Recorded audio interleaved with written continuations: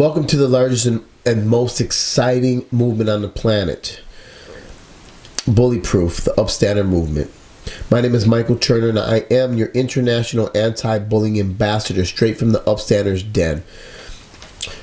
What is an Upstander? An Upstander is a person that is a bystander that sees somebody being bullied, and they stand up for that person and removes that person out of the bullying situation in a non-threatening way.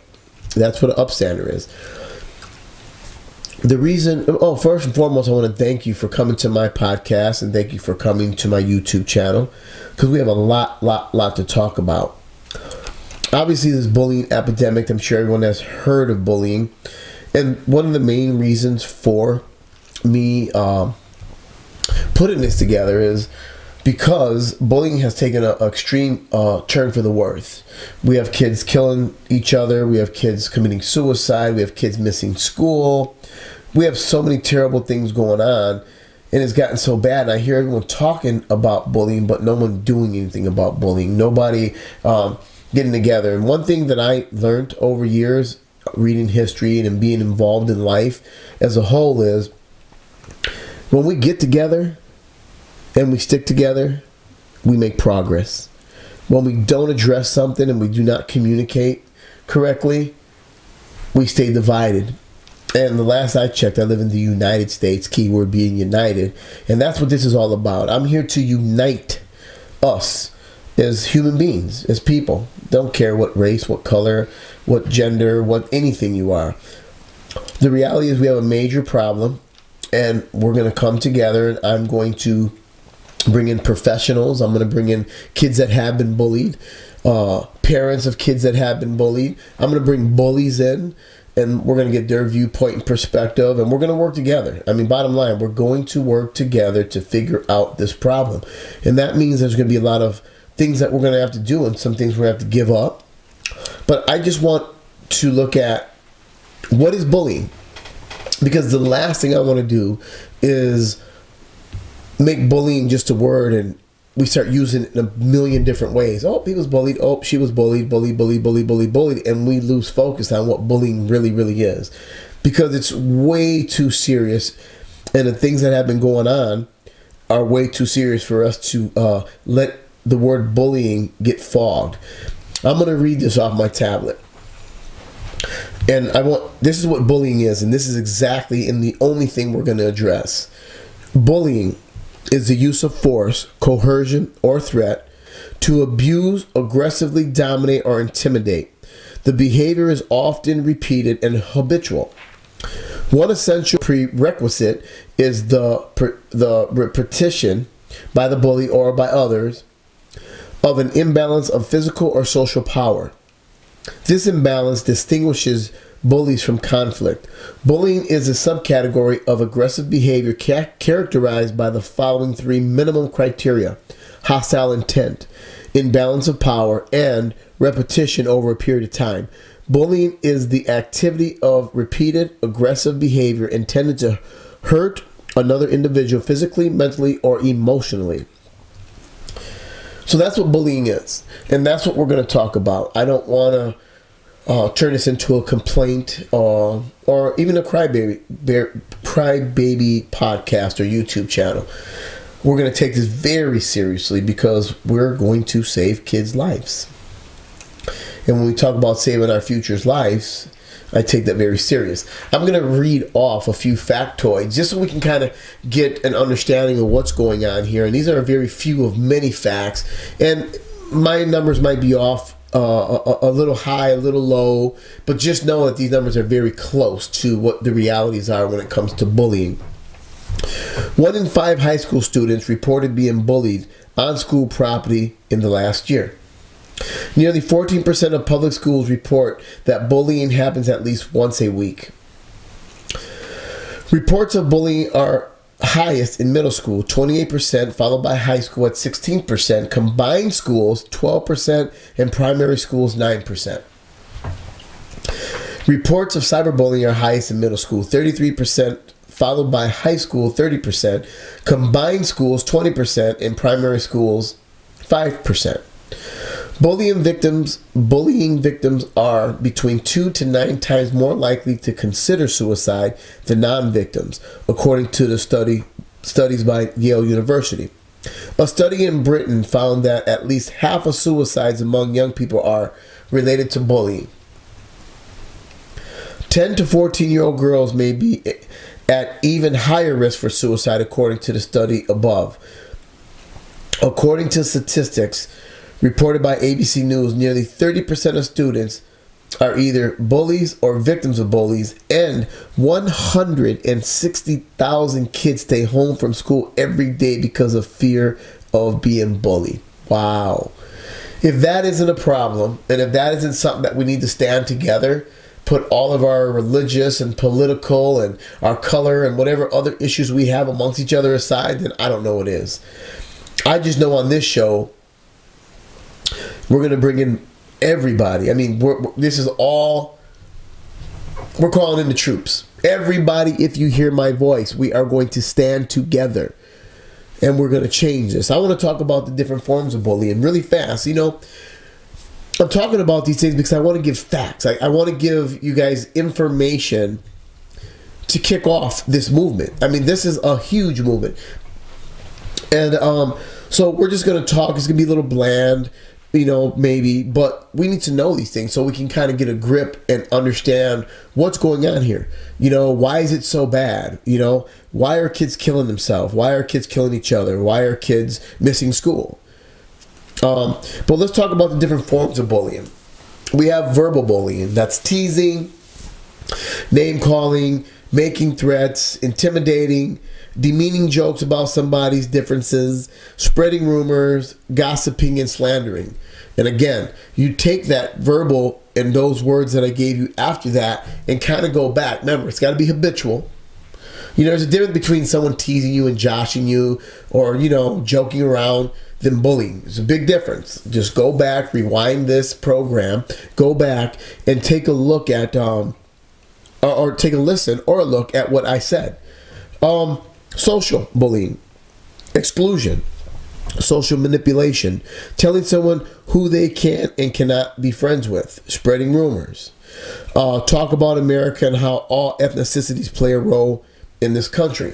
But at the end of the day, we have physical bullying, hitting, kicking, pushing, taking and damaging property, forced or unwelcome contact would be physical bullying. And again, repeatedly, habitually, all the time. For social imbalance. Cyberbullying, which is huge. The internet has taken us by storm in many, many ways, people. It's unregulated in so many ways. It's the vehicle to the world. And cyberbullying has become the worst and the most meanest way that our children are being bullied. Because if you think about it, when I was a kid, and I was bullied, you know, if I had to face the bully, it was fast. You know, it might have been in school for a little while, classes. We went to classes. I didn't see the bully. Went home. It was over with. In today's world, if a kid is bullying another kid on social media, it's 24 hours a day. It doesn't stop. It's insanity. But at the same time, other kids get to see it, and then they join along. And now you're getting bullied by multiple children, and it's relentless and relentless and relentless. So, cyberbullying, sending unwelcome emails and texts, threats, sexual harassment, hate speech, ridiculing someone publicly, posting lies, rumors, and gossip, and encouraging others to distribute the information. Very bad. We really have to get our hands on the bullying. And again, I'm going back. We call this the Upstander movement because what it's all about is being an upstander, being a good kid, being a good human being. And there's been many movements in the United States history. For one, the equal rights movement. You know, I remember reading about when JFK challenged America, when every school and every kid in every school was participating in a way to figure out how to get to the moon. Everybody, go read that story about JFK and how we, as a nation, we stuck together to try to get to the moon, and we did it. So, That's the kind of movement. If you miss those movements, if you ever read any history books and you said, you know what, I wish I was involved in that movement, or maybe you role play and say, well, maybe I would have been this type of person in that movement, or I would have said that in this type of movement. Well, I'm encouraging you today, my friends, my fellow humans. This is a real movement, and we are not going to stop until everyone participates. So you have one or two things you can do. Get on board now or get on board later, because one way or the other, you are going to be on board, because bullying is going to affect all of us in some way. Because remember, I understand bullying has been happening for years and years, but again, it has taken a massive and a major turn for the worst. I mean, and I'm going to tell you a little bit about myself and how bullying has affected my life. You know, I was severely bullied as a very, very young kid. Very young kid, you know. And it was racial. You know, I grew up in an area of the city that I was raised in. And, excuse me, I had an older brother. And me and him were just such little kids. But we moved to this neighborhood. And because I was a little guy, every kid in the neighborhood could pick me up, you know, and throw me. So we got bullied relentlessly because of the color of our skin, because we were little. We were picked on and beat up and just played tricks on over and over and over, and there was nothing that we could do. And bullying really has actually messed my life up in ways that you, the parents, and you, the kids, could never understand how far bullying could take you. And it's a really good example because I have a brother, Robert, that stayed strong. He survived it, you know. He was bullied just as equally as I was, but for some reason, he kind of partnered up with the bullies and got along with them better than I did at the end. Well, I remember being bullied when I was a kid, and I remember these two bigger kids saw me getting bullied, and they stuck up for me. And as they beat the kids up that were bullying me, they forced me to pick up a stick and hit the bullies. And they said every time that these kids bully you, you pick something up and you hit them.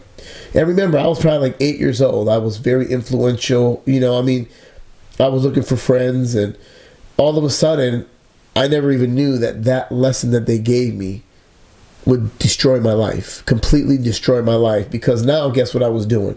Every single time somebody messed with me as a kid, we're talking about an 8-year-old child, every single time somebody messed with one of my siblings in any way and I knew about it, I would go grab the biggest stick that I could find and I would beat that person until a teacher or a parent would come out and save that person. And it just snowballed out of control, where the same guys that protected me and taught me, they became my idols. They stopped the pain. You know, they stopped me from being bullied. So they ended up being the gang leaders in my neighborhood. And then I joined gangs as a very, very young kid. I started robbing houses.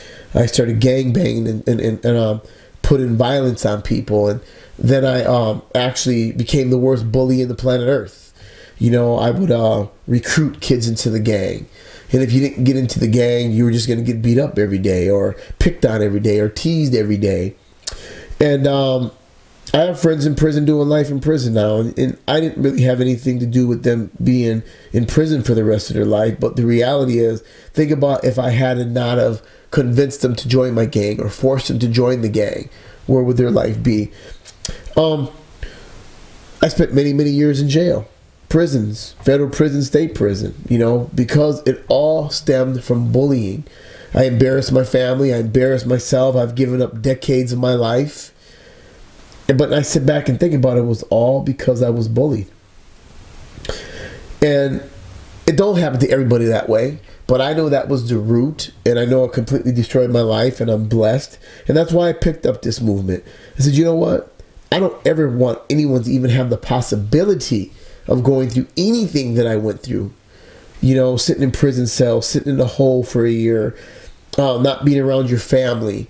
And this is what I can tell you, young people. I can guarantee you, whatever you're doing now, playing video games, like McDonald's, hanging with friends, going fishing, whatever it is, one thing I can tell you for 1,000% fact, none of it's in prison. So, you know, if you're going down that road, you need to just really think about it and stop. And number two, I see how many kids are literally taking their lives.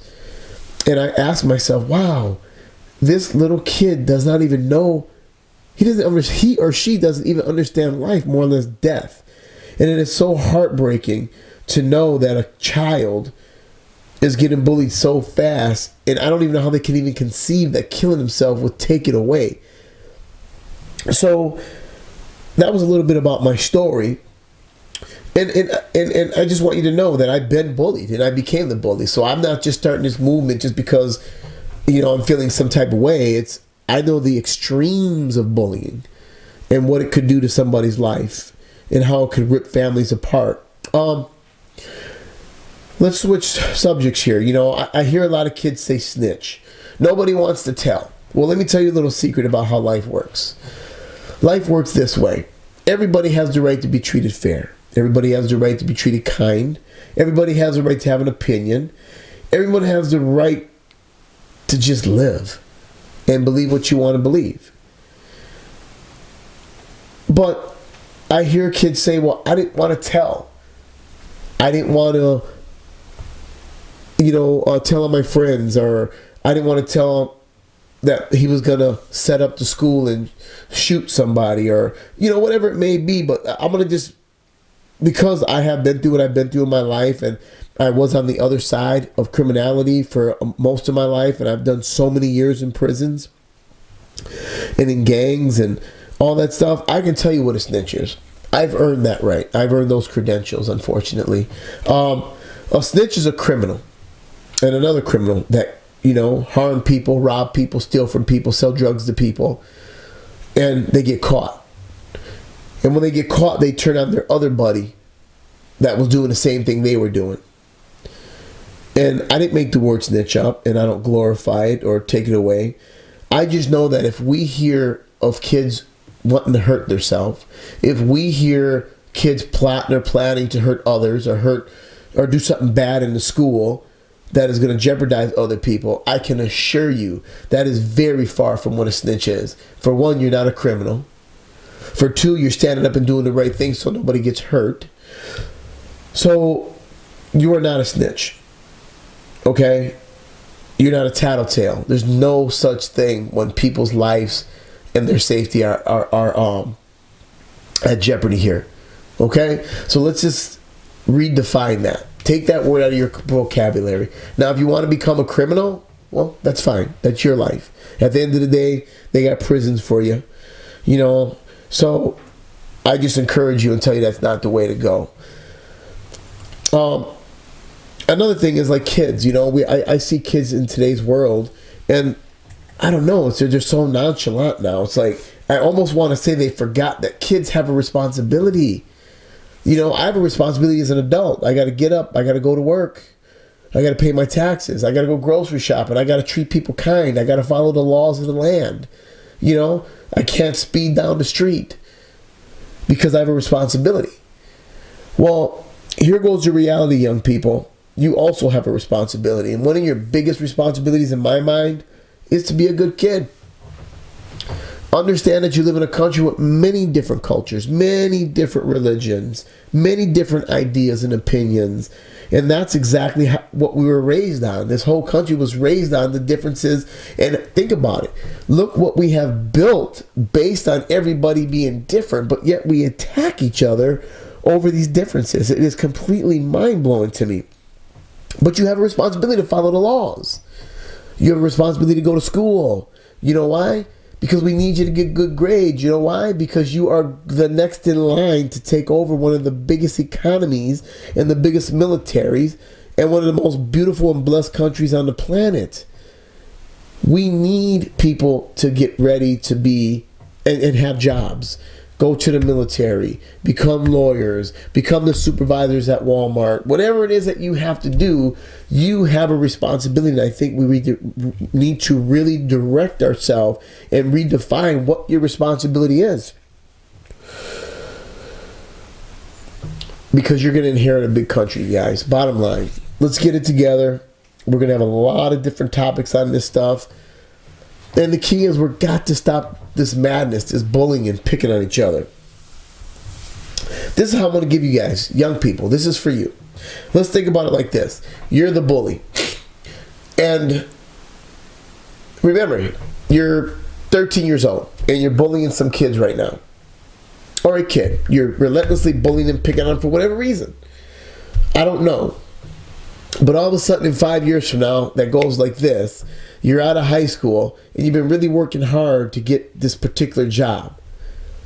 All of a sudden you walk in for the interview, and guess who is your interviewee? The same kid that you relentlessly bullied back when you were in junior high school, that you probably even forgot that he existed or she existed. And now what are you going to want this person to do? In your heart's heart, you're going to want this person to give you the job. Or let's just say this. One day, unfortunately, something happens, I don't know, to one of your loved ones, someone that you care about. And the paramedics come. And this is 10 years down the road. See, we don't think that far ahead, but you have to. And the paramedic that walks through the door is the same kid that you relentlessly bullied. The same kid you picked on and talked about and embarrassed and humiliated. You're going to want that paramedic to do the best that they can to help the person that you love and care about. So just think about that. You always got to think ahead of the game. Picking on people, I don't know. It's just dumb to me, I guess. And another thing is, bullying closes doors. Think about it this way. This is one thing I learned in life. See, I failed so many times that I finally figured this out. When I was out there gangbanging and I was out there teasing kids and beating kids up and doing all this dumb stuff, and all the people that followed me would laugh with me and thought it was funny, they really didn't respect me. They feared me. Or they feared what I could do or have done to them if they didn't follow or smile. So basically, I was closing doors. Nobody trusted me. Nobody liked me. Bottom line. They played like they liked me and they played like they trusted me, but they didn't, because they probably were thinking, well, when is it going to be my turn? This is one fact that I've learned in life, is people love good people. You don't have to tell anybody you're good. Good is just good. I'll know a good person when I see a good person, when I hear a good person. And I can tell you one thing, people follow good people.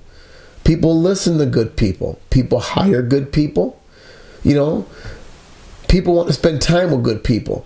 And as long as you're a good person, you're opening doors. Then you're probably thinking, well, I'm a kid. Who needs to open doors? That's the problem, is we're not thinking ahead. We're thinking about today. We're thinking about the moment. And we're not thinking about tomorrow. We got to start thinking about that. And the biggest thing is, young people, we have so many things in common. Think about it. If we just turned ourselves inside out, we'll never know what color. We'll all be red. I promise. If we were blindfolded and we talked the exact same, and we just talked about all the differences, video games, baseball games and football games, and driving to the games in high school, and TV shows, and Burger King, McDonald's, Taco Bell, KFC, music, swimming. I mean, we can sit here all day and all night and talk about all the things that we as young people and even adults have in common. We have way more things in common than we don't. But yet, we always pick the one or two things that we don't out of a million and tear each other down. We're going to talk about that. We're going to try to get you to understand why it doesn't make any sense. I have a little thing I call the front door theory. I used to see people and judge them a little bit, be a little prejudiced based off what I thought or who I thought they were. And the crazy thing is, the minute that I gave somebody an opportunity and talked to them and realized how much we had in common, it was like, wow, that was a cool person. Wow, I would have never thought that person like this. So I call it the front door theory. The front door theory is basically it's simple. Just give somebody a chance. Hear them out. Listen to them. And you will find that anything that you probably thought about them, because you didn't know, you just had a preconceived opinion, But I promise you, if you allow yourself to walk through the front door, you realize that people are a lot the same. We like a lot of the same stuff. And pretty much we're all cool, loving, respectable people. I guarantee it. Like I said, we're a lot more alike than we are different. I'm a little under the weather today, so I'm a little slower than usual. But I think this is very important. And, you know, and I'm encouraging everybody, if you hear my voice, if you're watching this YouTube channel, I need you to share it with somebody, because this is a real movement. I'm going to teach you today what it is to be involved in a movement. We're going to go back to the 60s when President John F. Kennedy encouraged every single school in the United States to help us. They all participated with their ideas and their thoughts to try to get us to the moon. You know, that's just one of the greatest ones because everybody was involved in that one.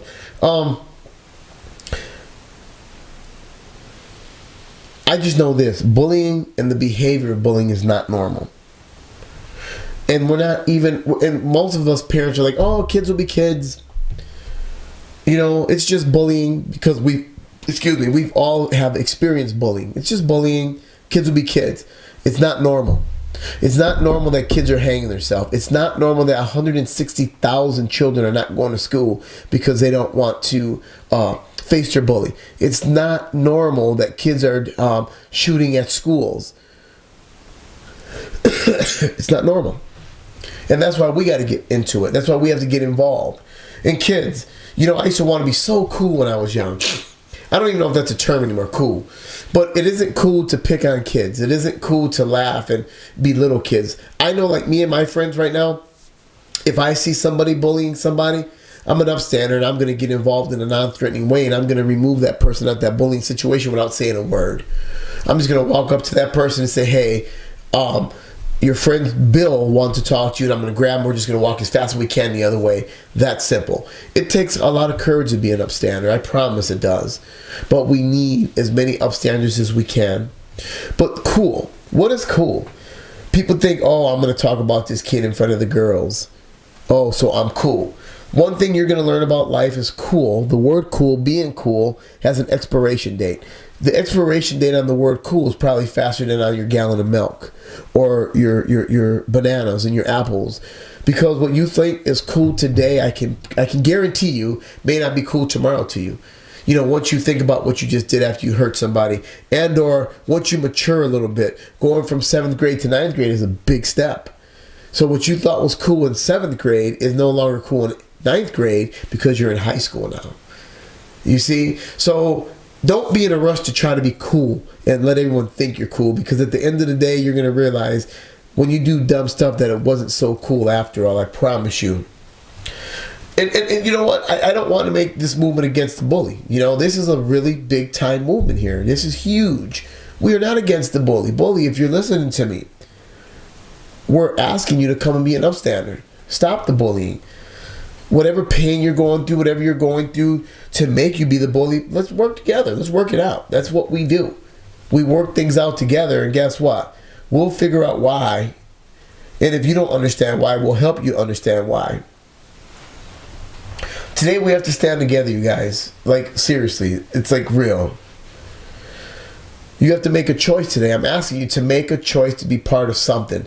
Share this YouTube channel. Share this podcast. It's important. This is a movement. Think about it when you become older. You say, you know what? I was involved in that movement. You're going to feel great about yourself. And you're going to go and tell your children or your grandchildren, say, I was involved in the Upstander movement. We created tens of thousands of upstanders around our state. You know, we turned this whole bullying thing around because we learned to respect each other. Make a choice, people. Please come and join me. I'm begging you. I need you. I don't know how I'm going to pull all this off. You know, I don't know. We don't have big sponsors or nothing like that. But you know what I do have? I know for a fact that I have a bunch of people that can hear me, that we can make the decision to be part of the movement, and we can agree that every time something bad happens in this country, whether it was the World Trade Centers, whether it was Vietnam War, whatever it was, for some odd reason, we stick together when things are bad. And it is completely mind-blowing to me. Why can't we stick together when things are good and just keep things good? I mean, the world isn't perfect. I get that. I understand the world's not perfect. And we can't make everything so pretty and smooth. But you know what? Today's the day that we make history. Come join me. I'm not a suicide expert. I'm not a mental health professional. I'm just a parent. I'm a kid that was bullied at one point. I'm a kid that was a major bully at one point. Now I'm a grown man that says I got to stand for something. At one point in your life, no matter who you are or where you are, you're going to have to stand for something other than yourself. You got to think outside the box. You got to, something's got to be bigger than you. You know, what do you want to contribute back? What part of your legacy do you want to leave behind? Let's stop the bullying. Again, I want to bring in mental health professionals, suicide professionals. I'm going to bring in teachers and administrators. I'm going to bring in kids that have been bullied. I'm going to bring in parents, of kids that have been bullied. I'm going to bring in my next guest that's coming up pretty soon is his 15-year-old son committed suicide. He brought his son from a whole different state to our state, put him into a school that he researched that was a good school. And 1 year later, he was bullied so bad because he was a good-looking kid. All the girls liked him, but he didn't know. He was a new kid on the block trying to meet friends. But the bullying was so relentless, the 15-year-old man, young man, hung himself.